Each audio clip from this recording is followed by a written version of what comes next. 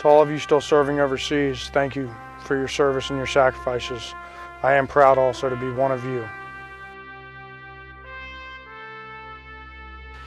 HP salutes the brave men and women who served our country. On Veterans Day and every day, we are grateful to those who have sacrificed so much, defending our nation and ensuring our freedoms. Thank you from all of us at HP. My point of contact with the Warriors to Work program contacted me back and said, I have a position that may be real good for you. It's a work-from-home position working for Hewlett-Packard as a senior network engineer, which is what I had done for the civil sector for the federal government, as well as, civilian side, non-government affiliated companies.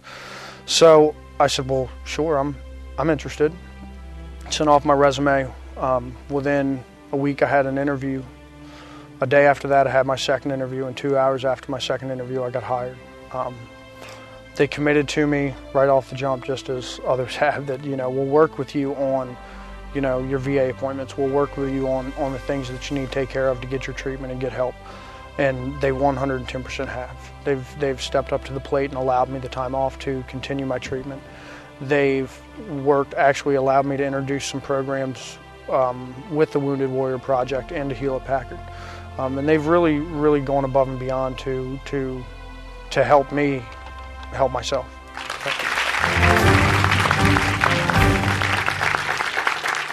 Welcome back. As we close the discussion tonight on the Wounded Warrior Experience, we'd like to open the floor to questions from the audience. We do first want to introduce a new person who's been added to the panel here. Eric Wolf, Army engineer, served in Afghanistan and Iraq. Tell us your story quickly, Eric. Well, went over to Afghanistan, got injured, running route clearance missions.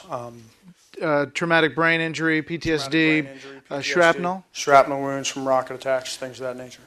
Well, thanks for your service. Before we open it up for questions, for Ryan, Ariel, Jeremiah, James, Jim, Dylan, Eric, and Michael.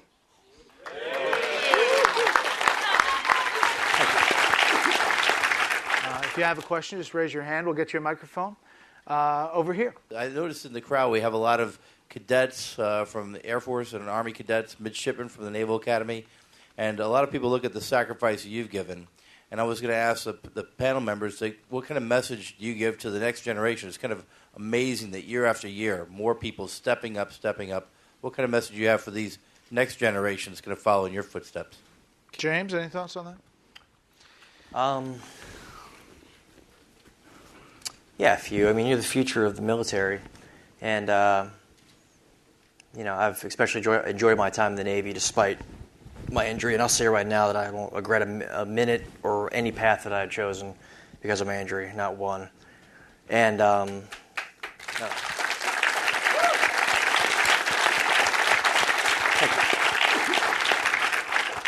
but as the future of the military, I think it can be agreed that every branch has its rising stars. Every branch has the ones that are just skating by. I mean, if you guys agree with that. And just rise up. I mean, if you see something, if you see an opportunity, take it. If you see, not in boot camp. Don't do anything in boot camp. Just keep your head low in boot camp. Yeah. But once you get out, just rise up. Get your hands dirty. Take every opportunity you can, because that's what they look at. Hard work and merit. That's all it's going to take. Yeah. I mean, unless I'm wrong. Something that was told to me when I was in Iraq by a senior non-commissioned officer, E9, in the United States Army. When I became an NCO non-commissioned officer, he said, "Don't forget these words. We are now they." Those people that you look at now and you say, "Oh my goodness, they." Well, guess what? You're they now. Thank you for your service, your continued service as well. Absolutely. Thanks for signing up. Yeah, go ahead. I was sitting in y'all's shoes about 12 years ago. Well, no, I wasn't allowed to leave base most of the time. But it does get better. I think some of my academy brethren here were asking, does it get better when you get it? Does. You're coming into an exciting military, a military that's been at war probably your whole time there. and you're getting an opportunity for all of you, from the Air Force, the Navy, and I don't know if there's any West Point here or not, to learn those lessons and learn from people that have actually done it. So when they're talking about this is what we did, they're not making it up, or they're not talking about a training event. And take those lessons and keep them, because that will be your only real experience. Will probably be what you've learned from people that have been there. Take those lessons to heart. Sift through the BS, but take a chance to learn. Everybody. Another question? Yeah, go ahead. Leo Pickett, retired university professor. What can we do in our communities to bring about a better understanding and sensitivity for our veterans? That's an interesting question. Ariel, you want to get involved?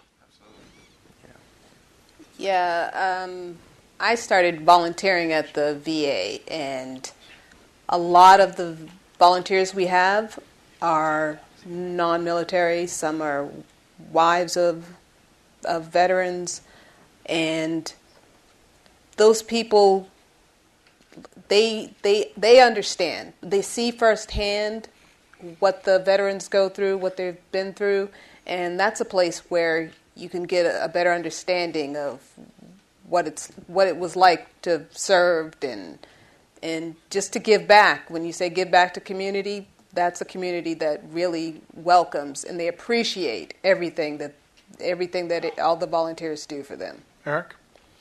I guess one of the things I would say is pay attention. You'll see vets everywhere, and we're not a very boastful people, but you'll see little signs. Purple Heart pins on their lapels, something on their license plate.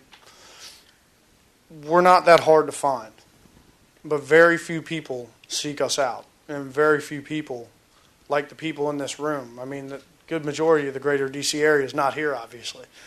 But the people who are here are the people who care. And there are a lot more people that you can get involved, and you can get out to places like Walter Reed.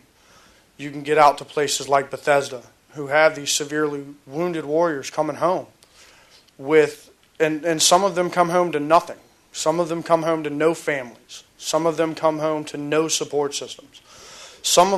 Most of us here have come as far as we have in the time frame that we have because of our support systems, be that our community, be that our family, our spouses, things of that nature. Seek those people out who don't have that support system, and you'll know who they are. They're the ones that are crashing hard. They're the ones that are having the toughest time. They're the ones that aren't making it through.